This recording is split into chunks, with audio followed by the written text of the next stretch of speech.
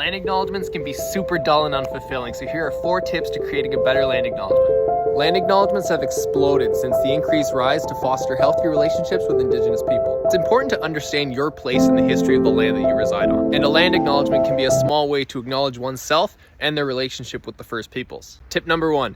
Do your research. Learn who the Indigenous peoples are of your territory, their histories, their relationships, and even their worldviews and languages if accessible.